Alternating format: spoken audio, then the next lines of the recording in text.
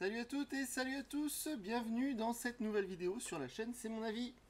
Aujourd'hui on se retrouve avec un déballage de produits, un unboxing comme on dit, et un petit peu spécial l'unboxing aujourd'hui parce que j'ai décidé, c'est pas une vidéo sponsorisée, hein, je le dis tout de suite, mais j'ai décidé de faire un petit clin d'œil à un ancien employeur à moi d'ailleurs, qui n'est autre que Darty, parce qu'effectivement on parle beaucoup d'Amazon, on parle beaucoup de Cdiscount, on parle beaucoup d'AliExpress, de eBay et tant d'autres.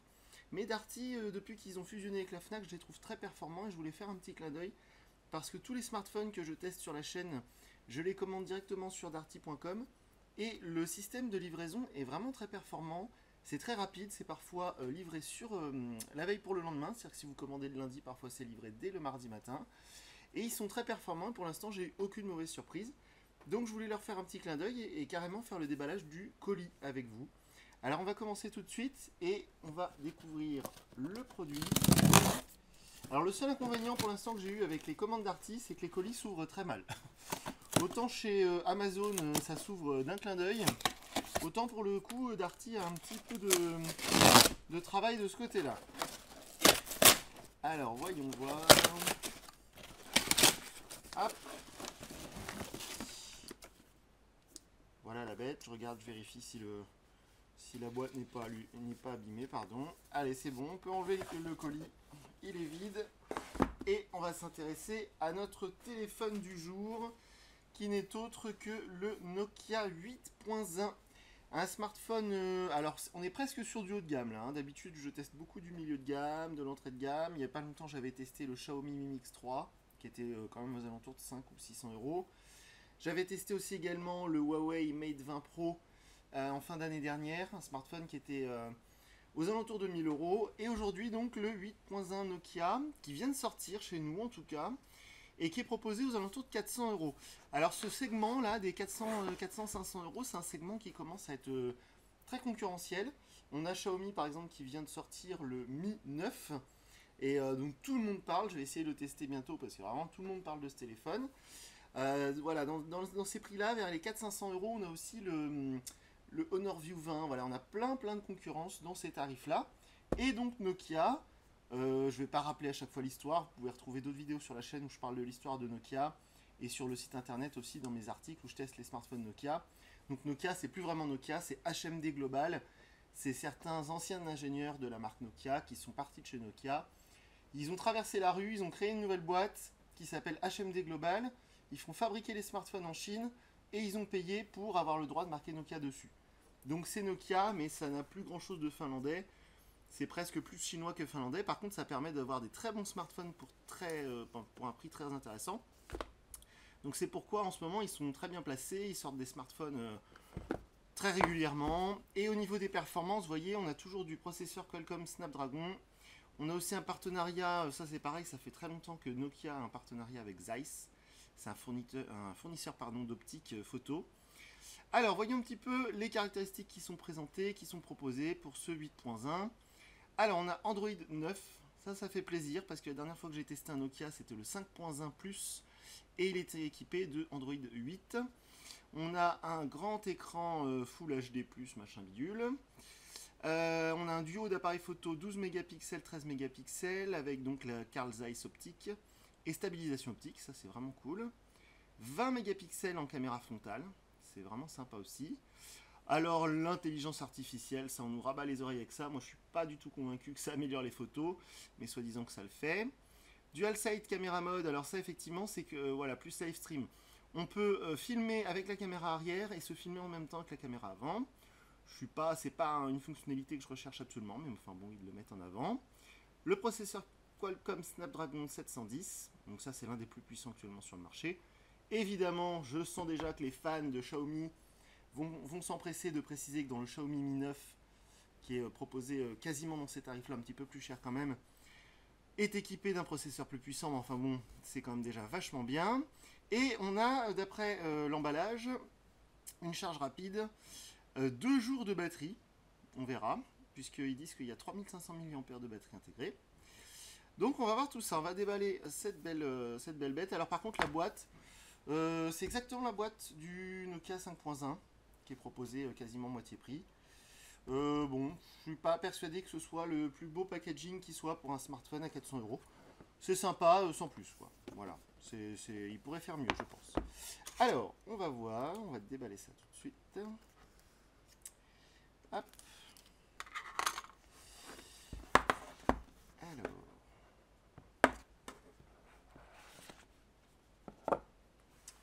Oh, il est grand ce téléphone. Il est grand ce téléphone.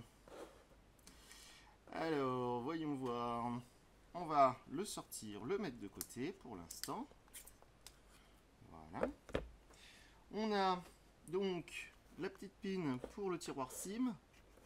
On a un petit compartiment ici qu'on va ouvrir. C'est franchement exactement la même boîte que le Nokia 5.1 que j'ai testé il n'y a pas longtemps. Alors, voyons voir ce qu'il y a dans cette petite boîte. Le chargeur, en tout cas l'adaptateur secteur vers USB. Alors, vu qu'il y a de la charge rapide, il doit être assez puissant. Et effectivement, il peut monter jusqu'à 3 ampères en sortie. Donc, c'est plutôt puissant. Voyons voir ce qui reste dans la boîte. Et bien, c'est coincé au fond. Ce sont des câbles. Voilà. Le câble USB vers USB type C, évidemment. Heureusement, j'ai envie de dire, un smartphone haut de gamme 2019. S'il n'y avait pas d'USB type C, ce serait quand même ballot. Un kit oreillette intra-auriculaire, qui sont visiblement de meilleure qualité que ceux qui étaient fournis, enfin les oreillettes qui étaient fournies avec le Nokia 5.1. Hop, voyons voir s'il y a quelque chose d'autre caché ici. Non, il n'y a rien du tout. Juste un bon paquet de notices qui ne nous servira pas à grand chose. Donc voilà pour le contenu de cette boîte. On va désormais allumer le smartphone. Alors on va déjà le détailler un petit peu. Alors voyons voir. Il est grand, hein. C'est vraiment un grand smartphone. Alors, on enlève tout son petit plastique. C'est très très joli. Alors j'étais vraiment emballé par la finition du 5.1 Plus, qui avait vraiment une très jolie finition. Et là on est encore un cran au-dessus, hein. C'est vraiment très sympa. Donc le dos en vert évidemment. Là je l'ai pris en bleu. Alors c'est un bleu très profond, c'est limite noir. Le lecteur d'empreintes digitales, le duo de caméra qui ressort un petit peu à la manière d'iPhone. Il est un petit peu, il ressort un petit peu du dos de l'appareil. Le flash LED. En dessous évidemment la prise USB Type C, le haut-parleur, le micro. Le second micro il doit être dans le coin, il est peut-être caché. Le bouton Power On-Off, le bouton volume. De l'autre côté on a juste le tiroir SIM et le port jack tout en haut. Alors évidemment sur ce segment de marché, aux alentours de 400-500 €, il est très très rare d'avoir une certification IP pour l'étanchéité. Et ce Nokia fait partie de cela, donc il n'y a pas d'étanchéité sur ce Nokia 8.1. Alors évidemment c'est de l'Android One. Si vous êtes un habitué ou une habituée de la chaîne, vous avez dû voir que tous les derniers Nokia, et même ceux de l'année dernière d'ailleurs, sont équipés de Android One. Donc moi j'apprécie ça, c'est-à-dire qu'il n'y a pas de surcouche rajoutée par Nokia, c'est vraiment Android tel que l'a conçu Google, donc ça marche plutôt bien. Et là vu que c'est Android 9, on va quasiment avoir la même chose que sur un Google Pixel. Alors ça démarre très vite, hein. C'est très bien ça veut dire qu'il y a de la puissance.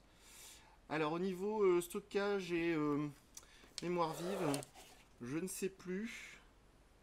C'est pas précisé ici.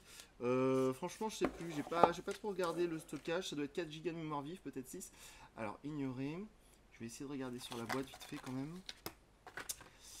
Alors, ignorer aussi.